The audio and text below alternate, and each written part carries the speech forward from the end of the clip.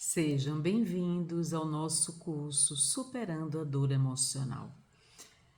Neste terceiro módulo, nós vamos estudar algumas estratégias para a superação da dor emocional. No primeiro módulo, nós estudamos o que é a dor emocional, como ela se manifesta, a somatização da dor emocional. No segundo módulo, nós estudamos a intensificação dessa dor emocional, transformando-se em trauma.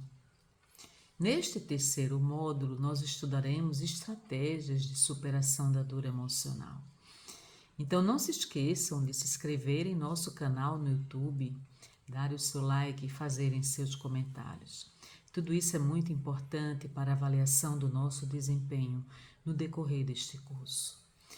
Então, como nós poderíamos superar a dor emocional? Quem não tem uma dor emocional? Quem não tem memórias que trazem muitas vezes à tona situações desagradáveis, fracassos existenciais, fracassos de relacionamentos, de oportunidades que nós desperdiçamos ao longo da vida? Todos nós, não é? Mas será que nós temos que passar a vida inteira carregando essas memórias dolorosas?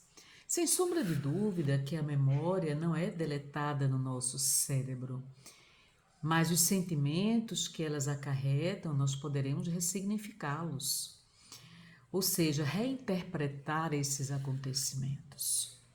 Então, o primeiro passo para a superação da dor emocional ou do próprio trauma significa aceitação.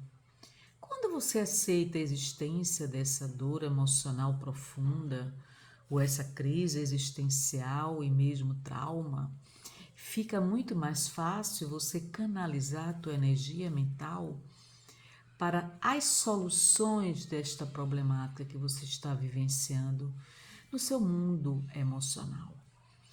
Veja, quando nós estamos fortemente impactados pela dor, dificilmente nós utilizamos a razão. O que predomina, na verdade, é a emoção. Então, nos sentimos doloridos, afetados, angustiados, desestabilizados, desequilibrados e muitas vezes não enxergamos uma luz no fundo do túnel. Mas tem saída sim. E veja que a neurociência, junto com a psicologia, nos traz algumas estratégias. A primeira delas é a autoaceitação. A aceitação desta dor emocional, desse trauma profundo que lesou a sua estrutura psíquica e emocional. Então, quando eu aceito a existência de uma problemática, fica mais fácil enfrentá-la e superá-la. Dentro desse pilar da aceitação vem a lição número 1. Admita a realidade. Para que nós possamos nos libertar do sofrimento, precisamos primeiro erguer os olhos e encarar essa dor. Sim, quem não tem essa dor? Agora, se eu passo muito tempo lutando contra a existência dessa dor, mesmo que ela exista, mesmo que ela esteja no inconsciente meu, fica muito mais difícil eu superá-la. Então é necessário que nós possamos identificar as causas geradoras dessa dor intensa emocional ou mesmo desse trauma. Outra coisa, outra lição que é muito, muito importante: nunca cobre de você uma rápida recuperação. Brian McGill nos fala que se você puder sentar-se com sua dor, ouvir a sua dor e respeitar a sua dor, com o tempo você irá superá-la. Veja que interessante isso. Eu preciso admitir a existência dessa dor. E é importante que haja esse diálogo com a própria dor. Fingir que está tudo bem e sufocar as nossas emoções causa o mesmo dano que ignorar um corte profundo. Então, a tendência é que a ferida infeccione e traga consequências a longo prazo. Então, eu preciso enfrentar e aceitar essa situação. Lição número 2. Aliás, 3. Ocupe a sua mente. Quando nós ocupamos a nossa mente, nós abrimos oportunidades de direcionar o nosso pensamento para aquilo que possa realmente acrescentar alguma coisa na nossa vida. Ou seja, eu vou deixar de cair na armadilha de alimentar pensamentos intrusos, pensamentos de culpa, de remorso, de autoculpabilização, de mágoas, ressentimentos. Então, eu preciso compreender quais foram as causas desses profundos sentimentos que eu estou sentindo. Ao rememorar essas lembranças e esses acontecimentos.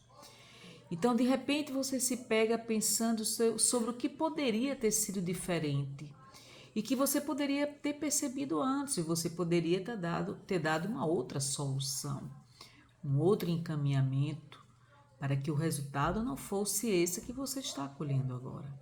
Isso é um processo de autocobrança, é um processo de autoculpabilização.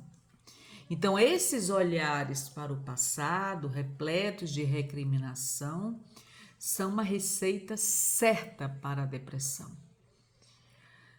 Não se fixe no teu passado.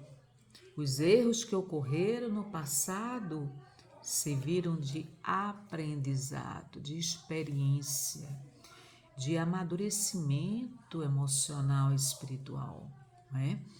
Então, nós precisamos também dar um descanso à nossa mente. Evitar essas ideias fixas, fixações mentais que são altamente prejudiciais. Parar de estar fazendo ruminações sobre problemas que ocorreram no passado e que hoje você se encontra no teu presente atual. Não é possível modificar o passado, mas é possível modificar o presente atual. Escolha se conectar com as possibilidades do teu presente atual. Isso não é fuga, não é um fôlego que você está dando a você próprio. E nós precisamos desse fôlego, né? Lição número 4. Aprenda alguma coisa com o sofrimento. Quais foram as lições que esse sofrimento me trouxe? O que foi que eu aprendi com tudo isso? O que eu não preciso repetir novamente para não reincidir nos mesmos erros?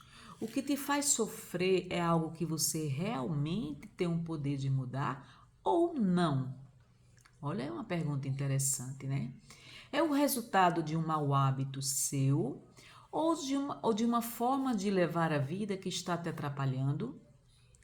Ou seja, esses sofrimentos poderiam ter sido evitados pela questão do teu próprio comportamento? Estava na tua governança, no teu controle ou não?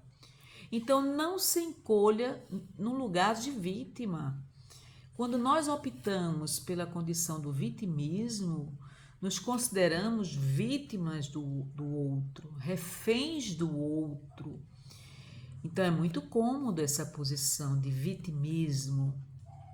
Ninguém é vítima de ninguém, tá certo? Eu me permiti passar por essa experiência. Eu poderia ter tomado um outro caminho. Se eu tivesse o conhecimento, a experiência, a prudência, que talvez hoje eu tenha. E tudo isso foi decorrência de um aprendizado, da própria experiência vivenciada. Se é possível encontrar no tropeço um convite à reflexão, não se prive disso. Então, agora eu vou fazer reflexões que me possibilitem evitar situações semelhantes, para que eu não me torne recalcitrante, não reincida nas mesmas situações. Mas, por favor, não confunda aprendizado com autopunição. Olha aí que diferença.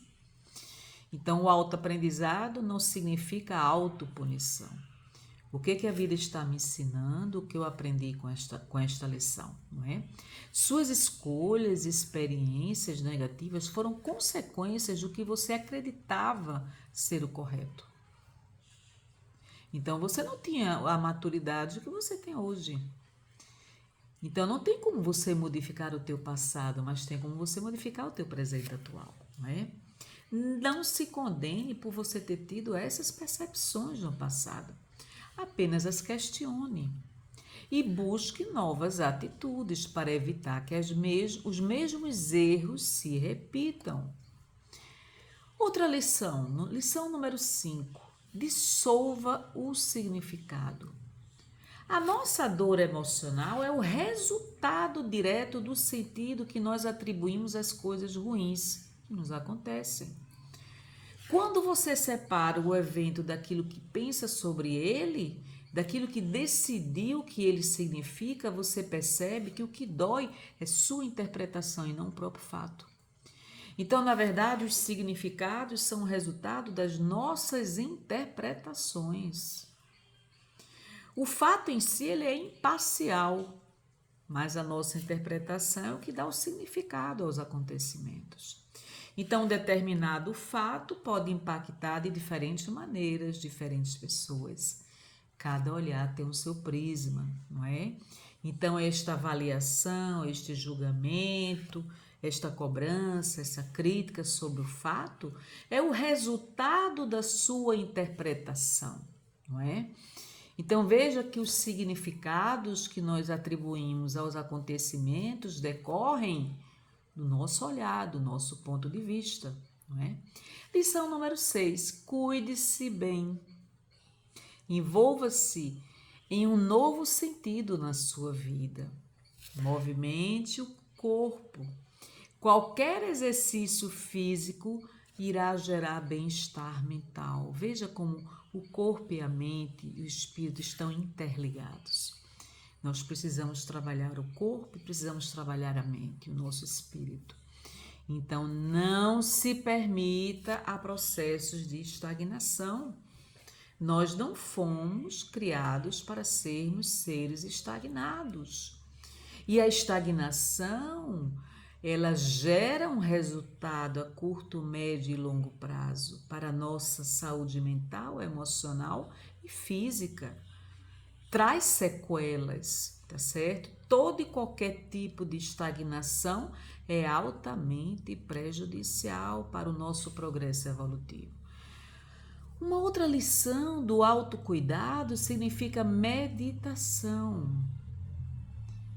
Permita-se suavizar a sua mente, retirar essa sobrecarga de pensamentos.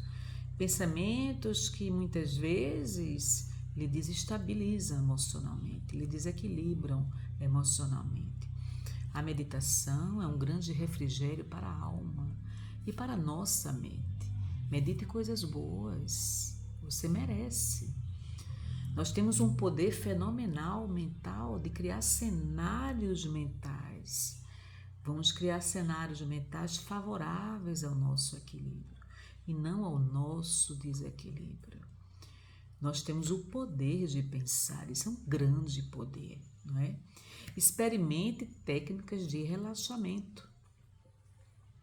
Então agora eu vou respirar profundamente, vou me tornar mais fluida, mais tranquila emocionalmente.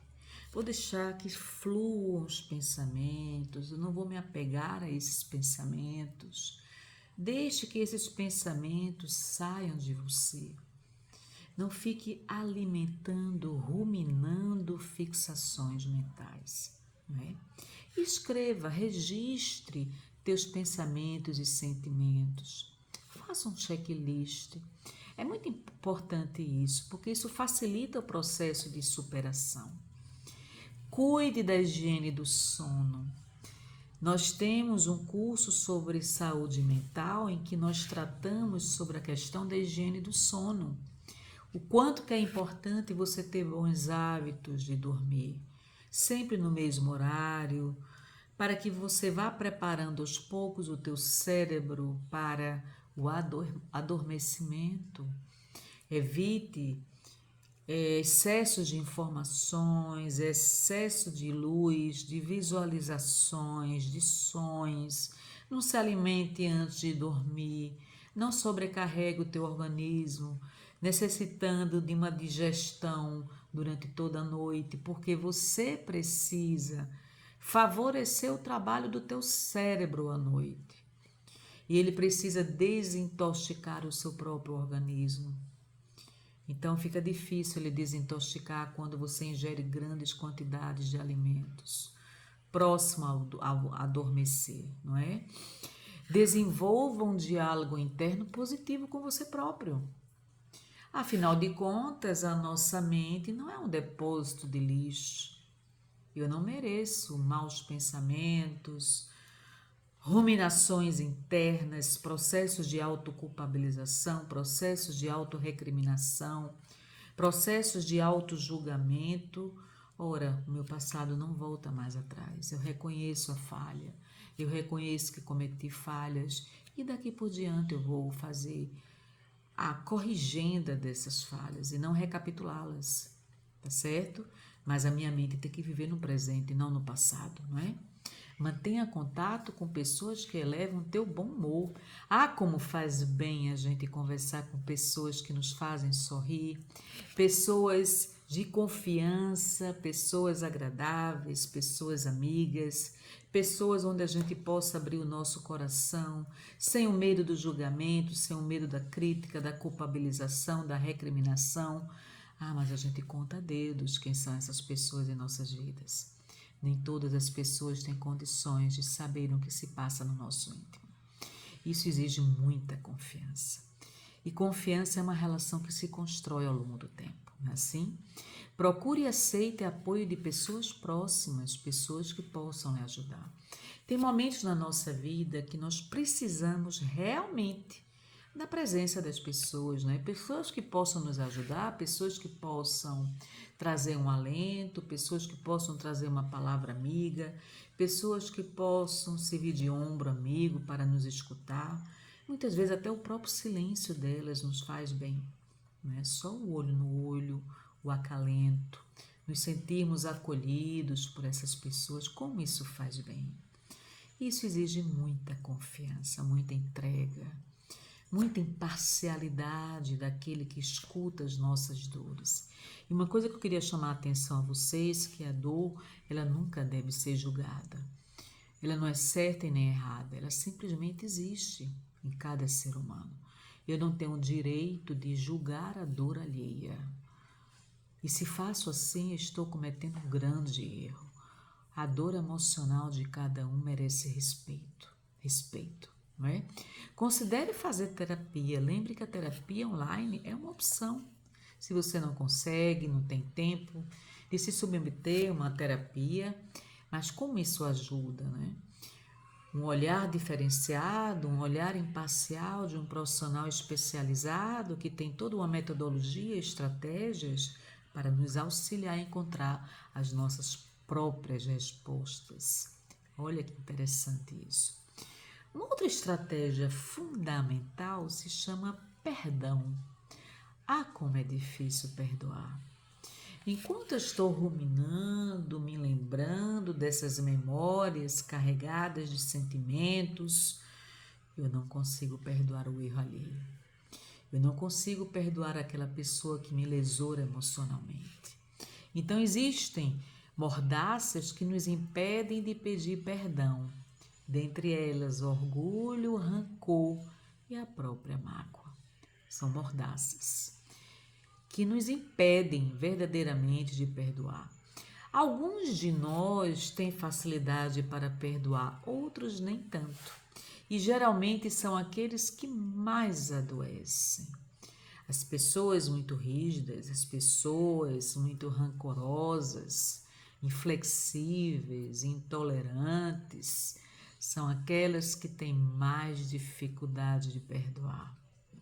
São extremamente rígidas, inflexíveis e elas não aceitam uma falha alheia, né?